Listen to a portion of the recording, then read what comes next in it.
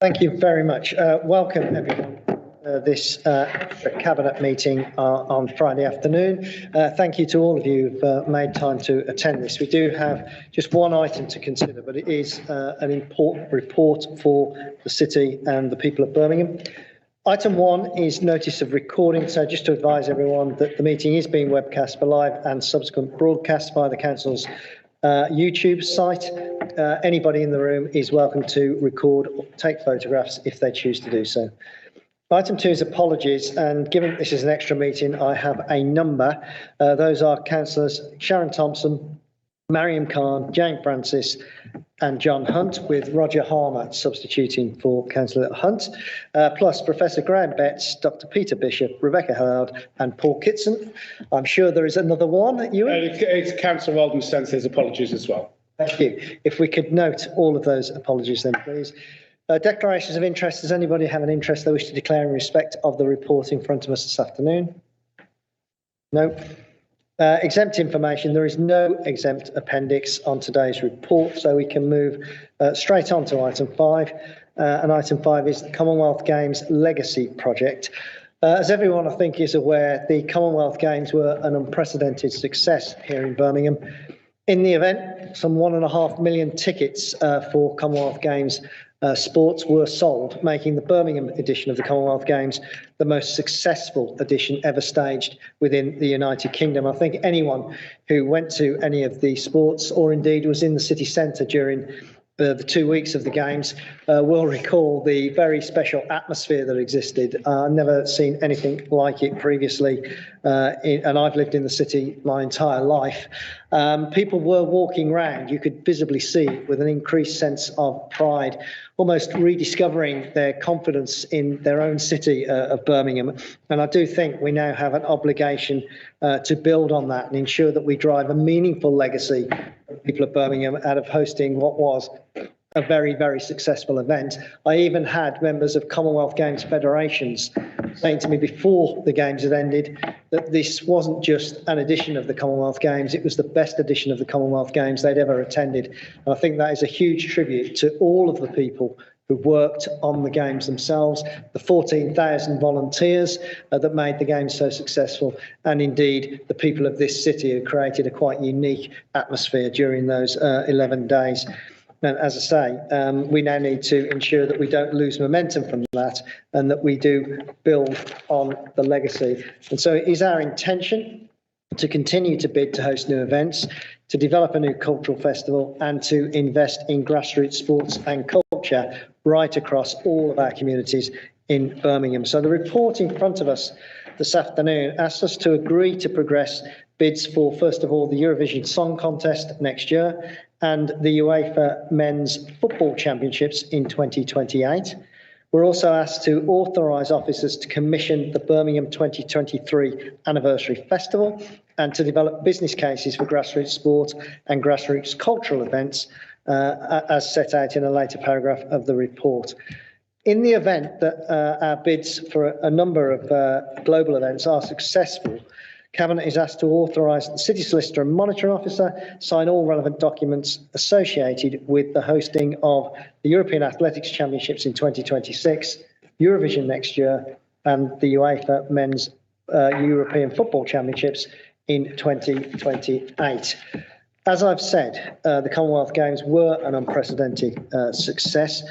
More than 5 million people came into the city centre during the 2 weeks of the event, and Games Week itself beat the busiest Christmas week in the city by an incredible almost half a million visitors. During the 2 weeks of the event, we had a 200% increase in people coming into the city centre on the same time the previous year. And the public investment in the Games unlocked over £85 million of additional investment, created 7,500 opportunities for people to receive training and to be upskilled, and some 40,000 jobs were created across the West Midlands as a result. I believe we now have to be as ambitious for the future of the city and the people of Birmingham as we were when we originally announced our bid for the Commonwealth Games.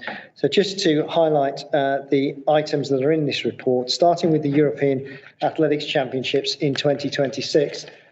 As a result of the Commonwealth Games, some £72 million was invested in Alexander Stadium, giving us now, by some measure, the best athletic stadium in the country. It's not just me saying that.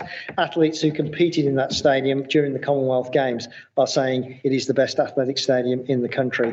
So it's perhaps no surprise that UK athletics have approached us about bidding to host the European Athletics Championships in 2026. That's an event that takes place over 9 days and would put us once again on that global platform. We have submitted an initial bid in June of this year, and a final bid will go forward and be presented to European Athletics Associations at the beginning of November. We are required to underwrite that bid to the tune of some £13.7 million. Now, we anticipate that UK Sport will make a decision in mid-October to give us some financial support towards that number, something in the region of £3 million. And we are continuing to have discussions with DCMS about the underspend from the Commonwealth Games. Unfortunately, we're not able to confirm what the number might be for that underspend. That, I think, is understandable as well. We've had to wait for the resolution of the Conservative leadership contest that's run throughout the summer.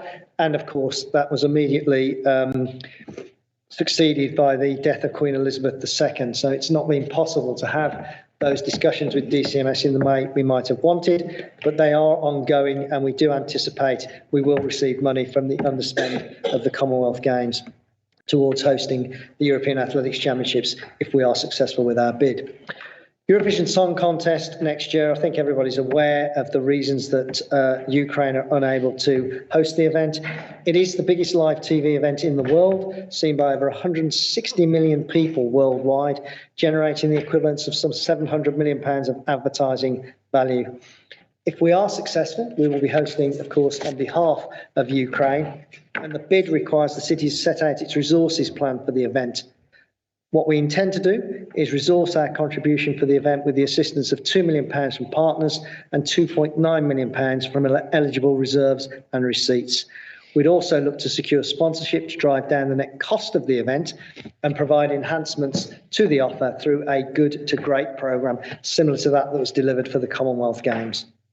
The UEFA Men's European Football Championships in 2028. This is a joint bid between the football associations of England, Scotland, Wales, Northern Ireland and the Republic of Ireland.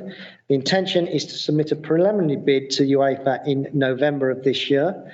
And the City Council, along with its partner Aston Villa, have been progressed to the second stage. In this report, it says, along with 5 other cities in the region. That is a typing error. It should say, along with 5 other cities in the country.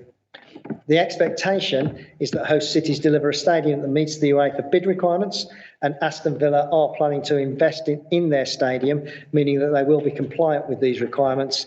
A fan zone will be needed in the city centre, and that fan zone needs to be in situ for 30 days. So there's an opportunity, if this bid is successful, to recreate something of the atmosphere we had this summer again in the city centre. And obviously we have to have the hotels, team base camps, training centres, mobility and transport arrangements in place. Our submission is based on a city council spend of between 4 and 5 million, which would draw 12 to 15 million pounds of investment from central government. So good value for money, in my opinion. The Birmingham Anniversary Festival. It is the intention of the City Council to create a legacy festival from the Commonwealth Games on an annual basis. And the Birmingham Festival of 2023 will be inspired by the Birmingham 2022 Festival for the Commonwealth Games. And that will set in motion plans for the city's new signature international festival in future years. So the intention will be to build this event up over a number of years into something that is genuinely international and provide an opportunity for us to showcase our ambitions to be a world-class destination for culture and events in the future. It will build on the public appetite for cultural activities in the city centre, developed throughout 2022, and help us secure onward private and public sector investment in this new annual festival. It would be centred on the main squares within the city centre. It would last for 11 days, running over 2 full weekends, again at the end of July and at the start of August. This will require an initial financial investment of £1.5 million to secure the delivery of the festival next year and to develop our plans for 24 and beyond. And then finally, grassroots sport and culture. It is our determination from the legacy from the Commonwealth Games to ensure that we do invest in grassroots sport and culture for all of our communities across the city. It is one of the 4 legacy priorities set by Cabinet back in June of this year. To ensure that we do deliver on this, we will look to secure underspends from the Commonwealth Games, again, to support the development of grassroots sports clubs, community organisations and cultural organisations through small grants and capacity building, provide opportunities for capital funding and secure apprenticeships or other opportunities to connect to cultural and sporting employment for young people in particular across the city. As I said in introducing this report, I do believe we have to be optimistic and ambitious for the future of our city, and ensuring that we remain on that global platform on a regular basis, ensuring that we promote this city and its people around the world is important if we are to secure the investment in the future that we're looking for to create the jobs and build the homes that we know our people are going to require in the future. I believe we can succeed in doing this in spite of the current economic climate. We just need to believe in ourselves and our people. Thank you very much. I'll take any questions or comments. Ewan. Thanks very much, Ian, and we totally support this item on the agenda. I think it's a logical thing to do. Any comments I would make, I would say that possibly we could use another adjective other than unprecedented. I think we've used it so often now that possibly we may need to use another one, because, you know, if you overuse a word, it just becomes the norm, doesn't it? So I think we could probably use something else to show the success that the Games were. I was lucky enough to be at the civic reception for the Games ambassadors last night, and saying thank you to all those sort of people who gave up their time, who really made the Games a success that it was. You know, they were friendly, they were outgoing, they were just, I remember myself a number of times as getting off a bus. I was in a very dark sort of lane going down, and they were still there late at night, 11 o'clock, giving everyone high fives, you know, and I think that we've still got that legacy alive, and that's something that other venues don't have. You know, they will have to go and reinvent that, where we've got that here. So as I say, I think we're a logical venue for all these events. It's a risk for other venues to take it because they don't have that infrastructure. In the Midlands of the country here, we're in the centre, so it's easy for everyone to get to, like Glasgow, you know. If you're in the further south of the country, you're going to have to travel an awful lot of land miles to get there, where we really are accessible. So I would say that we support this, and I don't really see why these other venues would want to go elsewhere. So thank you very much, Ian. Thank you very much for your support. We will get out the thesaurus and see if we can come up with another word for unprecedented. Roger. Yeah, no, my group very much fully supports this as well. It makes huge sense to build on the unprecedented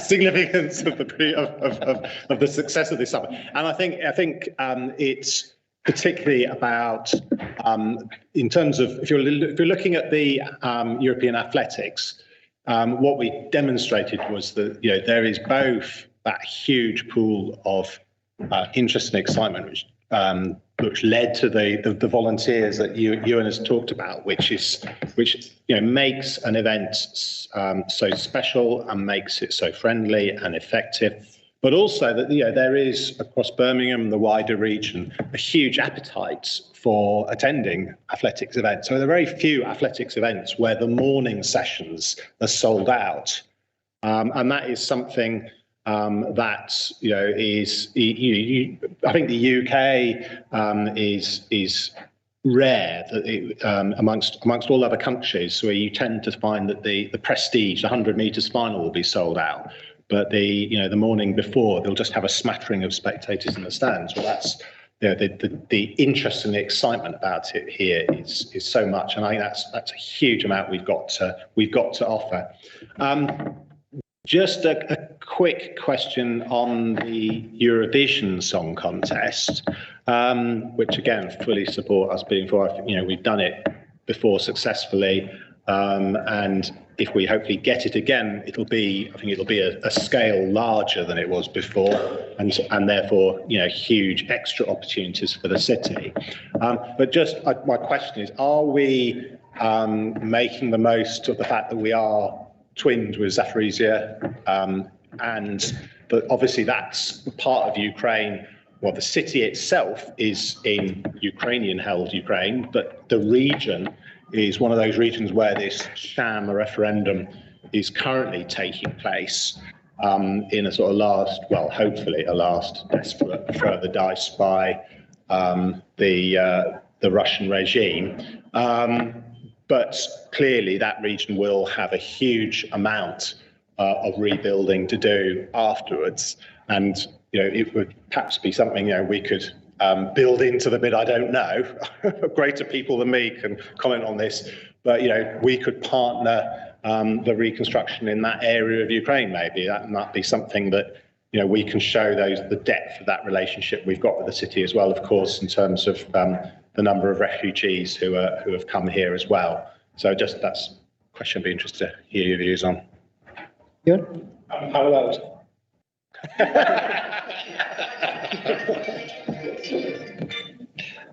Apologies for that. Thank you very much. Just to pick up on what you've said, Roger, you are of course right.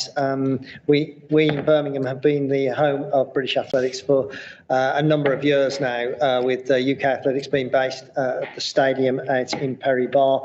And I think we have a long association with the sport of athletics here in the city.